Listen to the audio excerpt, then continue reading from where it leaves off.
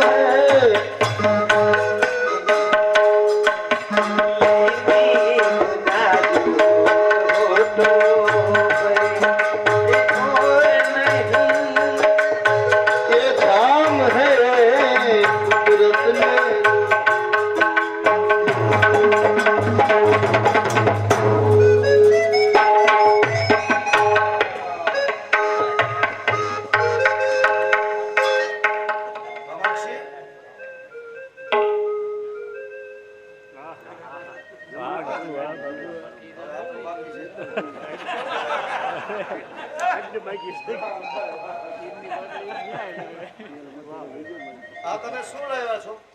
એ તો અમૃત છે મહારાજ. અમૃત? અમૃત છે અને તમે પી જાઓ અને અમર બની જાઓ. અમૃત છે? આ અમૃત આવું હોય? હા હા મહારાજ, એ અમૃત છે. અમૃત છે? હા, તમે પી જાઓ. આ પીવાથી શું થાય? અમર બની જાય. અમર બની જાય? વાહ, સરસ. એક કામ કરો ને, તમે પીને અમર બની જાઓ. મારું ભલે થવું હોય.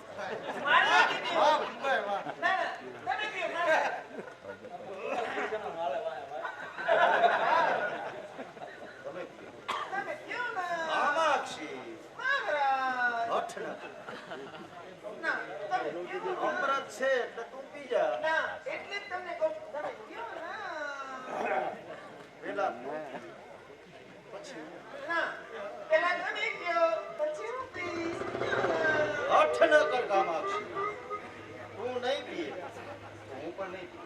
જો મહારાજ, તમે નહીં પીઓ ને, નહીં, બિલકુલ નહીં. તમે નહીં પીઓ તો હું આ ચાલી. બીજી માળે તૂટી ગઈ, કાંઈ વાંધો નહીં. લાવ, એ ફરીથી પહેરાવી દઉં. લ્યો મહારાજ.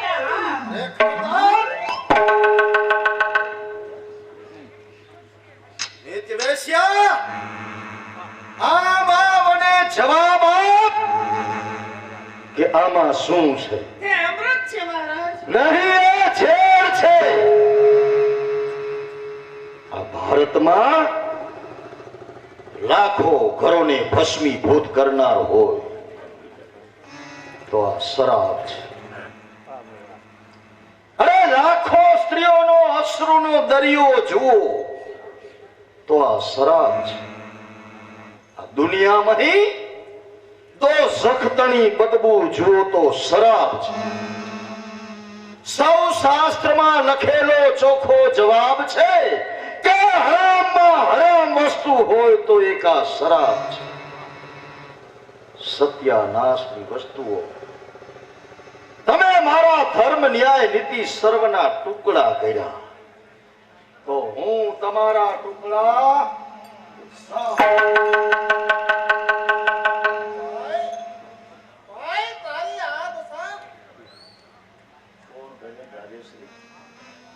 આમ જો કહે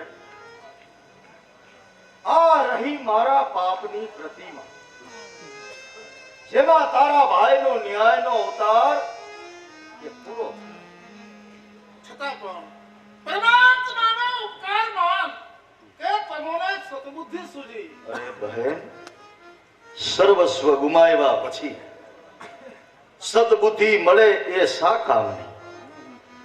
અમારી ધીરજ ઉપર નફરત તણા પથ્થર પડો, અમારી ધીરજ ઉપર શૈતાનોના ખંજર પડો. અમે જેવું કર્યું એવું જગતમાં કોઈ ના કરો. મારા જેવો અધમ ભાઈ દુનિયાની કોઈ બહેનને ન મળે. હું કેટલો બધો કમ નસીબ છું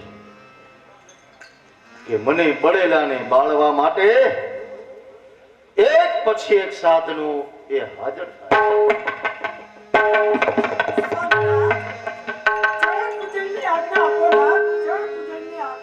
રાણીજી, તમે કોને પૂછ્યું? આપના ચરણોને. આ પાપી ચરણો સાંભળી લો.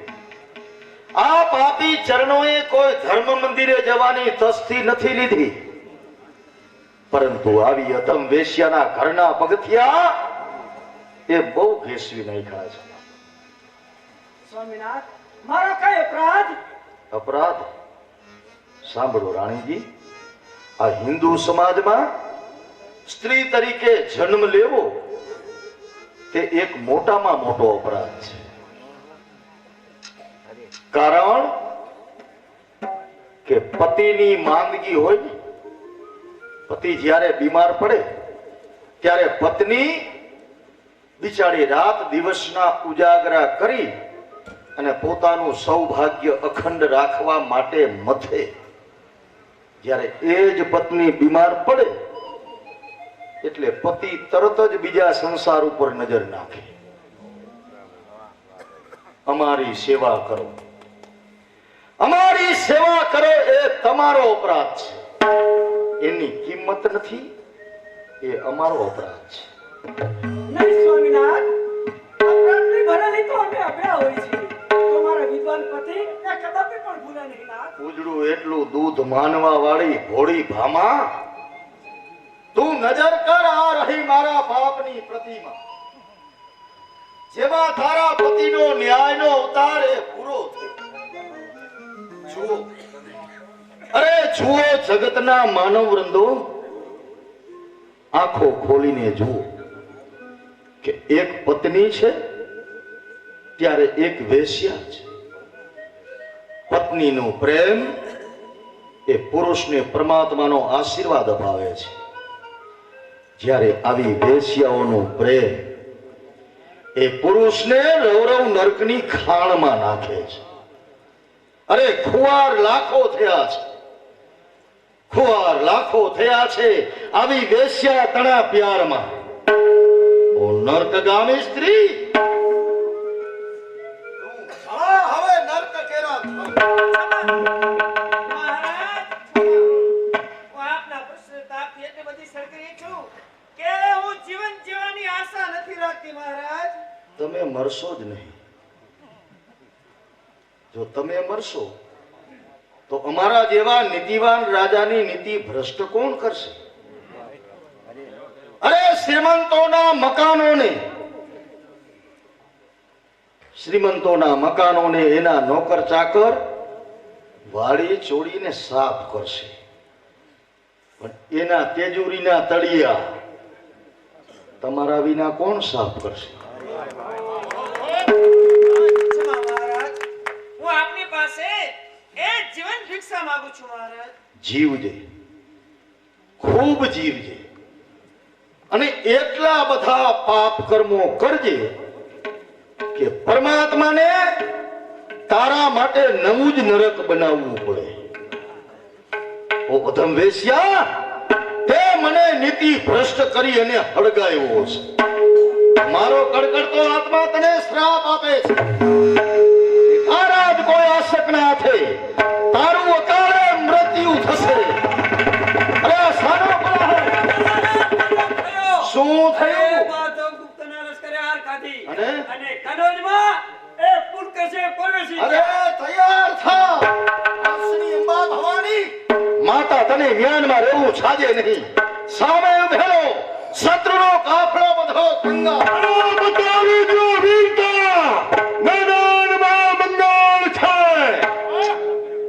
કોણ બંગાળપતિ? બેશક બંગાળપતિ. બેશક એક નહીં.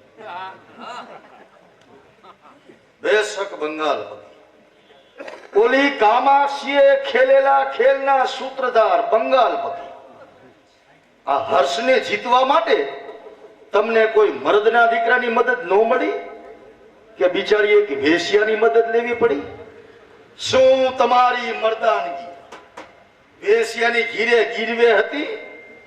પધારો પાછા, તમે રજપૂતના બચ્ચા નથી. અરે ઓ વિદ્વાનના અવતાર, આ કઈ કામની ગમત નથી.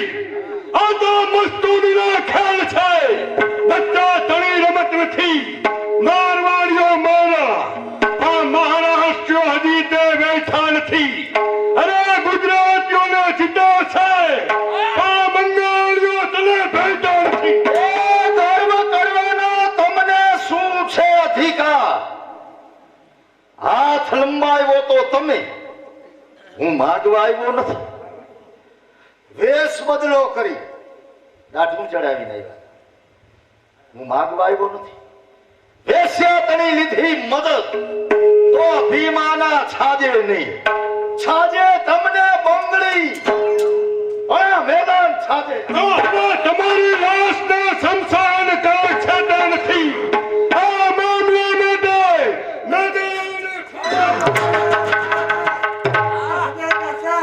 અરે એનો કોઈ મદદ નથી. માટે હવે એની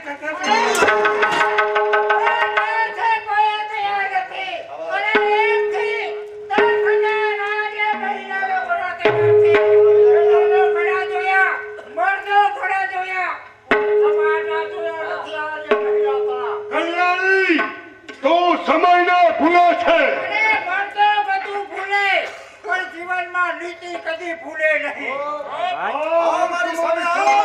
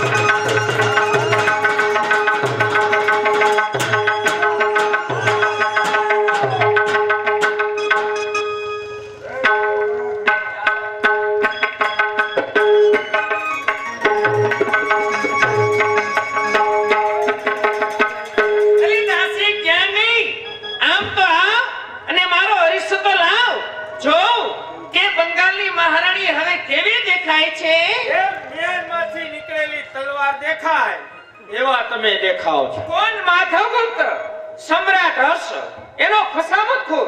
જી હા, છાયા માણસ એની ખુશામત તો સૌ કોઈ કરે છે, પણ દગાબા એમની ખુશામત કરનાર હોય તો માત્ર એક કામાક્ષી નામની. અલે બોલનાર મનુષ્ય, આયા તારી કતલ થશે અને આયા તારી ચિત્તા રસા છે. અરે મોત તો અમારા જેવા મર્દો માટે ઈ દિવાળીનો પર્વ હોય છે.